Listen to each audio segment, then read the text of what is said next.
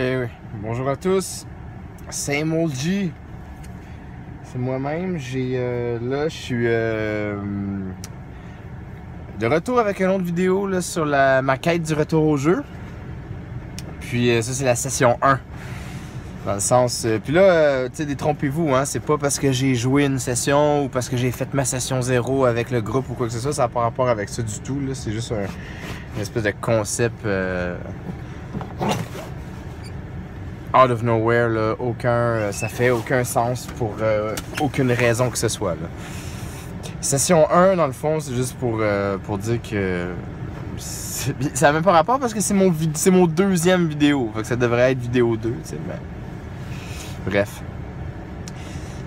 J'ai toujours ma rencontre avec mon ami avec qui je vais jouer dimanche. Ma rencontre est dimanche. Puis cette rencontre-là, c'est juste pour revenir à l'essentiel, se revoir, parler de jeux de rôle, parler de plein de trucs, mais je m'étais dit, avant de faire cette rencontre-là, avant de retourner à ça, je vais sortir mes livres, puis je vais lire. Puis, je sais pas si je vous avais dit, mais tu sais, on s'était parlé qu'on allait faire du Burning Wheel.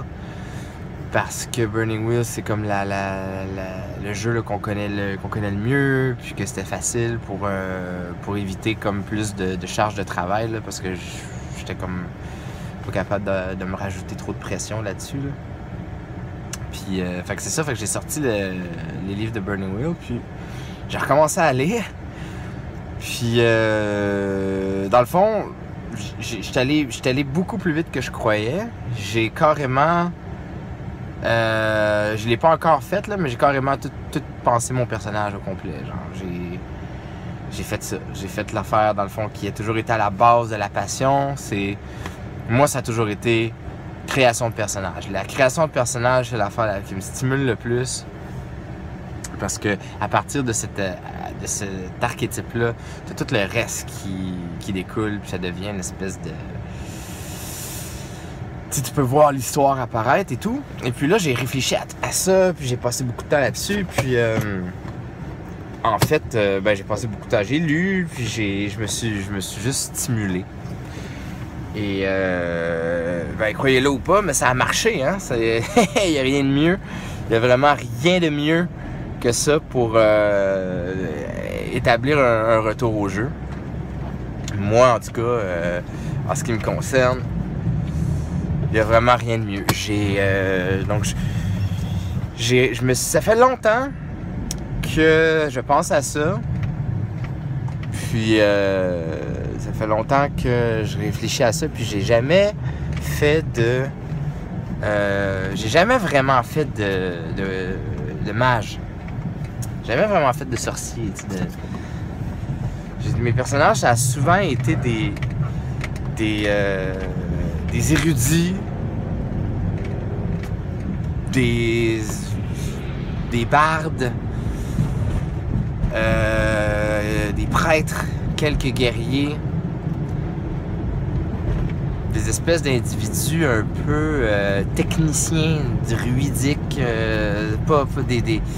des gens avec des habiletés, mais pas nécessairement des gros guerriers ou pas nécessairement des gros mages ou jamais de rôdeur. Je suis pas du genre rôdeur, je suis pas du genre archer, là, elfique, des trucs du genre, vraiment pas. J'étais plus dans le... J'aimais ça faire des personnages qui avaient des habiletés un peu basées sur leurs habiletés. Donc, mettons, c'est quelqu'un qui va avoir des habiletés dans l'herbalisme, par exemple, ou quelqu'un qui va avoir des habiletés dans... fabriquer des objets, ou je sais pas, c'était tout le temps des espèces de trucs qui tournaient autour de quelques habiletés, là, pour ne pas dire skills, en bon français. Puis bref, donc, j'avais jamais vraiment fait de mage. Et puis là, je me suis dit, ok, je fais un mage. Mais ceux qui connaissent Burning Wheel, vous savez que la magie... Luke Crane est particulièrement haineux envers la magie dans les personnages, les joueurs qui font des mages.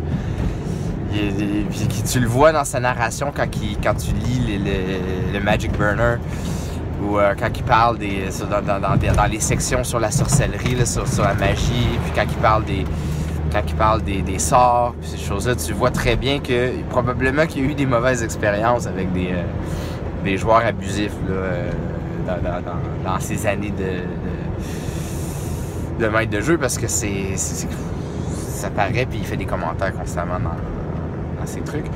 Sauf que en même temps, il a quand même écrit un livre complet dédié juste à la magie pour Burning Wheel, hein, le Magic Burner. Puis en tant que tel, c'est un excellent livre. Puis dans le codex, il passe énormément de temps là-dessus. Puis il a fait des nouveaux live paths pour créer des personnages basés sur la magie. Il a fait des nouveaux settings aussi. Là. Donc, quand tu connais le vocabulaire de Burning Wheel, là, tu comprends là, ce que ça veut dire, ces mots-là.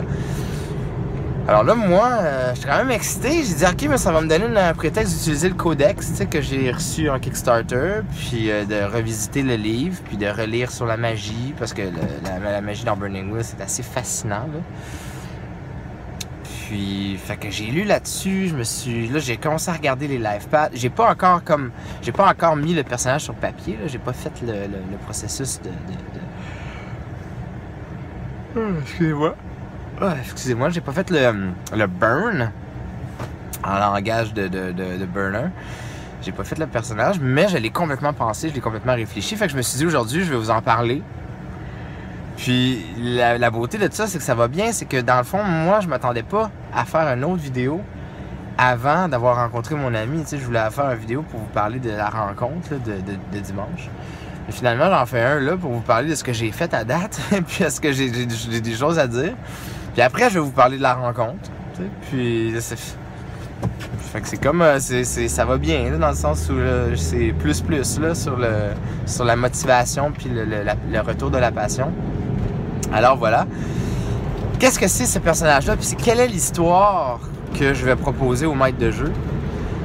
Ça ressemble à ça. Dans le fond, c'est un humain, c'est un homme de début trentaine, là, donc un individu qui est dans le début de sa vie, puis qui vient d'un village, dans le fond. Donc, ceux qui connaissent Burning Wheel, vous savez qu'il y a des settings, des settings villageois, fait qu'il vient d'un village. Puis, déjà en bas âge, ses parents ont vu qu'il y avait un certain potentiel dans l'enfant. Et puis, ils ont décidé de l'envoyer dans la grande ville pour aller étudier. Alors, ils ont vu un certain potentiel intellectuel, un certain potentiel au niveau de la créativité, puis de l'imagination, puis de tout ça. Puis ils ont décidé de l'envoyer étudier dans un espèce de couvent dans la grande ville. Fait qu'il est allé faire toute son adolescence jusqu'à la vie de jeune adulte dans la grande ville. Et puis éventuellement, il est revenu au village après quand il a terminé sa formation. Ça c'est avant, là. Ça c'est tout le backstory, là. Puis en arrivant, donc plusieurs années plus tard, donc mettons qu'il aurait quitté à l'âge de 14 ans, puis il est revenu à l'âge de disons 30 ans, avec une éducation, puis un certain vécu dans la ville, etc. Il arrive à son village, et puis là, ben, ses parents lui annoncent, puis lui, c'était comme... c'était pas qu'il était fils unique ou quoi que ce soit, mais c'était le fils aîné. T'sais. Puis, il y a il y aurait comme... j'ai pas encore pensé à ça, mais probablement qu'il y aurait comme un frère, une sœur, quelque chose comme ça. Lui, c'est le fils aîné. Et puis, dans cette famille-là, Et puis là, c'est sa mère qui annonce ça. Du côté de sa mère, dans cette famille-là, à toutes les 2 générations, l'enfant aîné a un potentiel magique. Donc, il y a comme... Parce que la magie dans cet univers-là serait... parce qu'on va jouer dans notre monde, à nous, de Burning Wheel. La magie est assez rare, mais elle est là, elle existe, elle est connue de tous, mais elle est rare. T'sais, c'est un phénomène assez rare, puis c'est pas n'importe qui peut en faire. Ça prend un certain lignage de sang. C'est un peu comme si c'était quelque chose de génétique, en tout cas pour les humains. Et puis, pour ce qui est de la sorcellerie. Là. Et puis là, dans le fond, mon personnage, lui, il se fait annoncer ça, puis il se fait présenter à un mage, un vieux mage, qui, dans le fond, qui est un vieux bonhomme qui habite dans le village avec le reste des villageois, tout ça. Puis lui, ben, tu sais, personne le sait, c'est un peu semi-secret, il y en a qui le savent, mais bon, c'est un magic use, tu sais, c'est un mage. Puis lui, ben, il va le former, tu sais, il va le prendre sous son aile pour l'initier à la magie, parce que ses parents, vu que les autres sont pas de cette génération-là, sa mère, en tout cas, son père, sa famille, ça n'a pas rapport. Mais sa mère, elle, en tout cas, elle connaît pas ça, tu sais, elle peut pas le former à ça, elle n'a pas de pouvoir ou quoi que ce soit, c'est juste 2e génération, fait que ça tombe sur lui. Fait que là, mon personnage, lui, c'est ça qu'il y a. Fait que c'est comme c'est un special snowflake, là, dans ce sens-là. Là, c'est ça qu'il y a de spécial. C'est que il y a ce potentiel-là en lui. Alors là, il va vivre dans le village avec sa famille. Puis il va se faire former par ce vieillard-là, qui est une espèce de. qui est un vieux mage puis là, moi, dans le fond, je vais donner à mon... Fait que là, en gros, l'histoire, c'est ça. Puis l'histoire va commencer que sa première quête en tant que mage, ça va être de partir seul en forêt pour se faire un staff, pour se faire son bâton de mage. Donc, c'est comme une espèce d'initiation pour entrer dans si on veut, dans l'univers de la magie. C'est que, tu sais, il faut que tu te fasses un artefact qui va être qu'est-ce qui va canaliser ta magie, si on veut. Et puis, bon, ben, lui, ce mage-là, il l'a appris comme ça, c'est que c'était avec un bâton. Fait qu'il va enseigner ça à mon personnage. Fait que là, mon personnage commence, il a pas son bâton de magie. Il connaît quelques sorts. Puis, ben, il faut qu'il parte à l'aventure, lui tout seul, pour aller se faire ce bâton-là. Et ça, c'est ce qui va commencer la quête. Fait que dans le fond, c'est un nouveau. Fait que il va avoir ce personnage qui va avoir une base intellectuelle, parce qu'il va avoir eu des life paths étudiants. Fait qu'il va savoir lire, écrire, il va connaître des trucs comme l'histoire, il va connaître des trucs comme la philosophie, des trucs comme la lecture, l'écriture. Ça, c'est dans Burning Wheel, reading puis writing, là, c'est des skills. C'est quand tu veux écrire quelque chose, quand tu veux lire quelque chose, quand tu veux composer un document, faire de la recherche, c'est tous des skills qu'il faut que tu ailles. Donc, voilà. Fait que quand c'est un skill, c'est pas quelque chose que tu fluffes, c'est quelque chose que tu roules. Puis si tu l'as pas, ben tu le roules being learned. T'sais, ça veut dire qu'il faut que tu l'apprennes. Puis les obstacles sont super hauts, puis t'échoues, puis ça fait des conséquences intéressantes pour l'histoire, etc. Fait que c'est un personnage qui... Fait que c'est un genre de... Il y a des connaissances, fait c'est un personnage intellectuel. C'est pas un personnage physique. Mais il va avoir des sorts. Fait que c'est un peu ce genre d'histoire-là. Puis vu qu'il commence, puis qu'il va avoir... Au début, il va avoir quelques sorts dans Burning Wheel, t'achètes tes sorts. Fait que je vais y acheter quelques sorts, peut-être 2 sorts, mais ça sera pas des gros sorts de combat, genre de Magic Missile, puis tout ça. Là, ça va être... Je pensais à faire un sort d'illusion. Tu sais, être capable de créer des illusions d'optique. Puis un sort pour manipuler un peu les esprits, peut-être. Manipuler un peu faire peur. Genre, être capable de manipuler un peu les esprits des individus. Pas Pas genre te dire quoi faire, mais être capable d'effrayer. C'est comme un sort de défense. Peut-être quelque chose comme ça, ou bouger des objets. Je vais voir, là. Mais pas des grosses affaires, là, pas des gros trucs à tout casser. Puis, donc ça ressemble un peu à ce que j'aimerais qu'il y ait comme sort pour commencer. Et puis éventuellement, donc c'est ça, ça serait d'aller se faire ça. Fait que le premier objet magique que j'aurais, ce serait ce bâton-là que j'aurais fait moi-même comme quête initiatique par mon master, mon maître de magie. Et là, dans le fond, ce que je veux proposer à mon ami, puis là je vais vous en reparler après la conversation, c'est que je vais lui proposer dans le fond que lui, ben, il crée les personnages non-joueurs. Fait qu'il crée les parents sont comment, il crée les frères et sœurs sont comment, il crée le mage, le maître, il est comment. Fait que voici les NPC que tu peux inventer toi-même, quelle la personnalité tu veux qu'il aille et tout et tout et tout.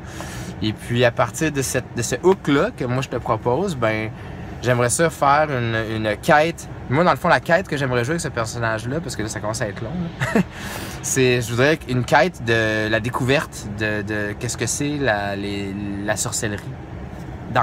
Fait que découvrir dans Burning Wheel qu'est-ce que c'est apprendre des sorts, qu'est-ce que c'est développer un personnage mage de la base jusqu'à devenir un grand mage, là. Puis faire une quête épique avec ça, jouer 1 à 1, peut-être faire rentrer d'autres joueurs éventuellement pour développer une espèce de quête où c'est qu'à un moment donné j'aurais besoin des partners, puis là j'aurais besoin des partenaires, des coéquipiers pour aller faire des affaires plus grandes, fait qu'à faire rentrer d'autres joueurs éventuellement si on réussit à créer du momentum. Mais une quête solo de découverte de la connaissance magique, fait que le personnage partira en quête pour peaufiner sa magie, puis de devenir un meilleur mage, puis éventuellement développer une espèce de quête épique autour de ça. Fait que voilà où j'en suis, voilà ce que j'ai découvert. Et lui, il regarde les vidéos, fait qu'il va tomber là-dessus probablement aujourd'hui avant que je le voie dimanche, là. Mais c'est ce que je vais parler avec lui dimanche, puis voir lui qu'est-ce qu'il en pense et tout. Et puis éventuellement, ben jumeler nos deux imaginaires puis partir avec ça, c'est ça le point. C'est ça qui est le fun avec Burning Wheel, parce que ça se fait vraiment collaborativement. Alors voilà où j'en suis dans tout ça. Il me reste juste à le créer, à le mettre sur papier, puis je vais vous en reparler. Fait que quand je vais avoir un nom, quand je vais avoir des beliefs, là, un personnage tout créé, ben je le mettrai dans ma quête du retour au jeu, puis ça fera partie des autres sessions à venir. Je vous remercie beaucoup en passant pour tous vos messages, que me Taco le clown, puis Paul Simard, qui est l'espèce de version back de ça, tous vos beaux commentaires, j'apprécie énormément, puis ça me donne du jus. Puis j'espère que ça va marcher, puis qu'on va continuer à interagir ensemble là-dessus. Merci encore pour votre support. Puis yes, on se reparle bientôt. Ok, ciao.